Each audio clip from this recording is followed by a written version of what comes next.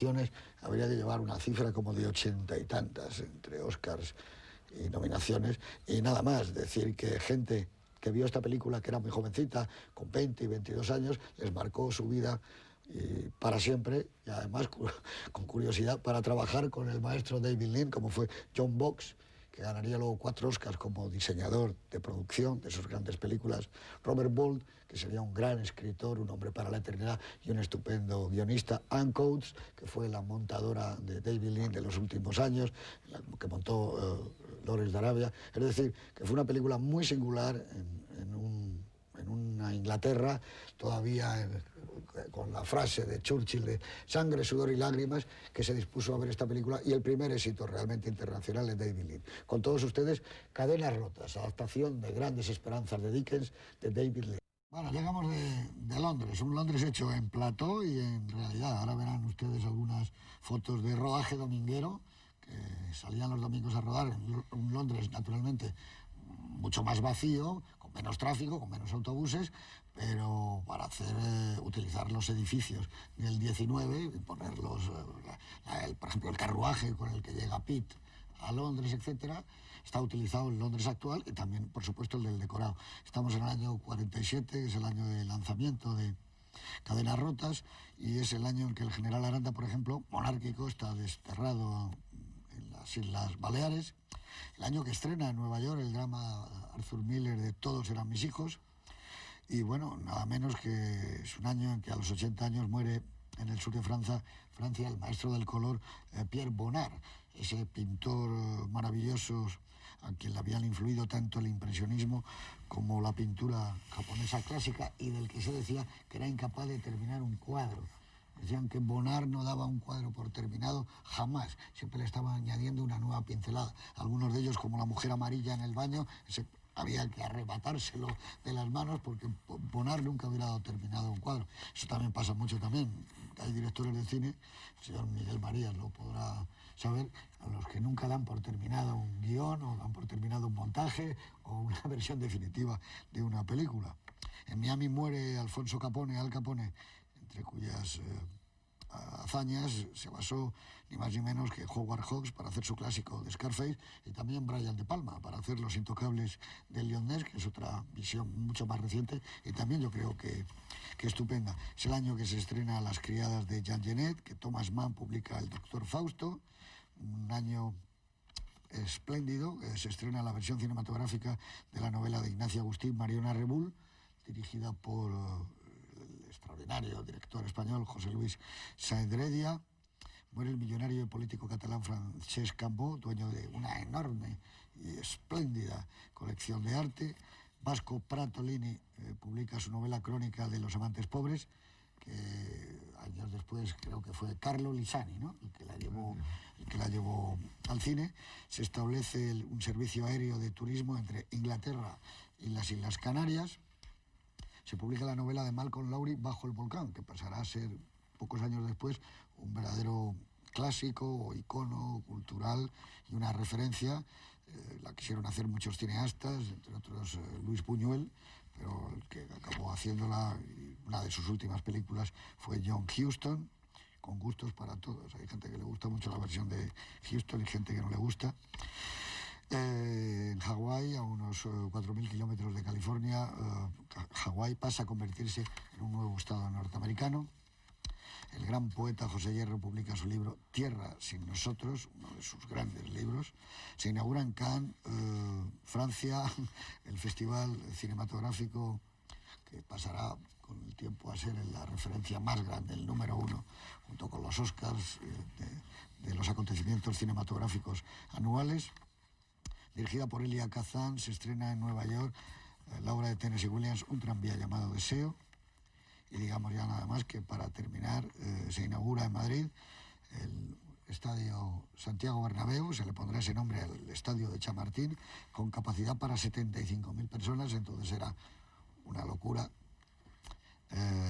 Madrid gana a los belenenses por 3-1, llega a tener una capacidad de aforo de 125.000 o 130.000 personas. Ahora otra vez ha sido reducido ante la obligatoriedad de la UEFA de que todos los campos de sus localidades se han sentado. Pero antes, en sus buenos tiempos, tenía, como hubiera dicho un fan de cualquier estadio portugués, ¿cuál es el aforo? Incalculable.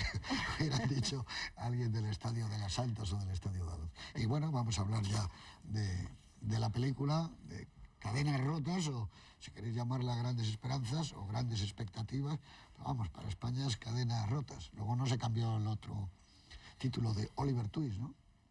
Cuando has dicho tú esto, yo creo que tú las habías leído. Yo creo que la primera novela de Dickens que leí fue David Copperfield. David Copperfield, que se decía entonces. Es la primera, porque además nunca se me ha olvidado el arranque. ¿Seré yo el protagonista de este libro? Empezaba diciendo antes de nacer. ¿Seré yo la persona que va a abrir el mundo, el que va a llevar la trama y va a seguir la acción en este libro? David Copperfield. Pero yo no conocía este libro.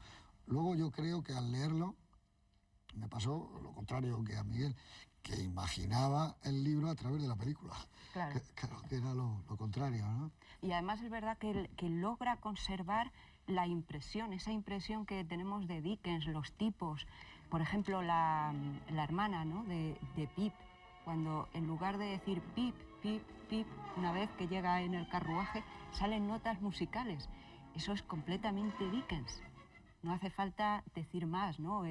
O Jaggers, ese hombre Orondo, él siempre destacaba como una particularidad física. Sí, tenía ¿no? un poco el estilo de los caricaturistas ingleses de la época, que eran sus vecinos de los periódicos en los que él hacía crónicas judiciales y cosas de ese tipo. Y además es que se basan mucho, para recrear los detalles de la novela, se inspiraron mucho en grabados, en cuadros, en Gustavo Doré, reconocen que se inspiraron bastante en las caricaturas.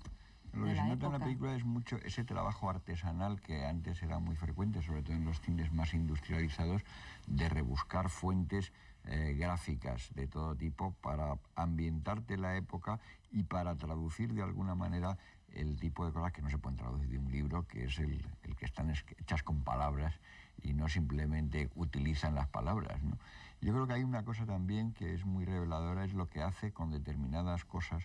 Yo, por ejemplo, una de las escenas que más me gustan de la película es cuando justo antes del fuego reprocha a Pip a Miss Havisham lo que ha hecho con ellos, digamos, la manipulación de la que ha sido víctima, y le cuenta cómo para él ha sido la imagen de lo ideal y el amor permanente en su vida, la luz de toda esa historia, Estela, ¿no?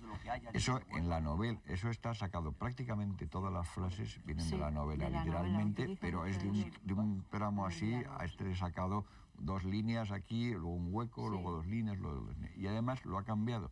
En la novela se lo dice a Estela y aquí habla en tercera persona.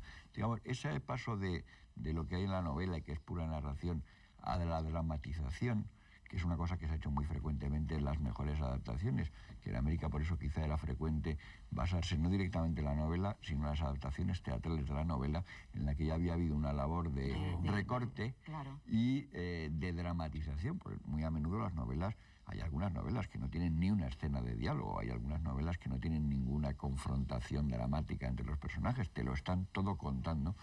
Y esas son muy difíciles, te puede parecer al leerlas, uy, qué cinematográfico es esto, porque tú te lo imaginas, pero luego en el momento de intentar adaptarlo, es como construir un castillo de naipes y te hace clac, clac, clac, clac. Por ejemplo, todas las descripciones, porque Dickens pues es muy dado, ¿no?, a grandes descripciones, como todos ellos los de esa época. Los utilizaron como una fuente, ¿no? Como una fuente para pintar luego con luz y con decorados, porque hay una labor también aquí que es increíble y que ahora no son muy conocidos. Por ejemplo, el production designer, John Brain, me parece que se llama, y los decoradores, ya sí fue famoso después, el Wilfrid Singleton, que tiene un trabajo de decorados increíble, y como tú decías antes, un trabajo de integración de los planos que es muy complicado, de los planos rodados en exteriores y de los planos rodados en escenarios naturales con los planos en estudio, en que no notas nunca la más mínima ruptura. O sea, está todo iluminado de una cierta manera y con una unidad visual muy profunda, que es una cosa que además está muy bien, porque las novelas de Dickens, precisamente por la construcción episódica y la publicación semanal, muy a menudo son dispersas estilísticamente, no tienen una unidad estilística muy fuerte, y en cambio la película, además de concentrarlo, también le da una especie de unión estilística que hace que, aunque pasen muchos años, y esta no es de la que pasan más años, pero en otras de sus novelas te cuentan prácticamente la vida entera, desde la tierna infancia hasta casi la madurez. Esta tiene una línea tipo Los Miserables. Exactamente, además, si mal no recuerdo, una de las preocupaciones, de las tres máximas preocupaciones que tenía Lee, entre ellas estaba la primera, era los guiones bien construidos. Entonces,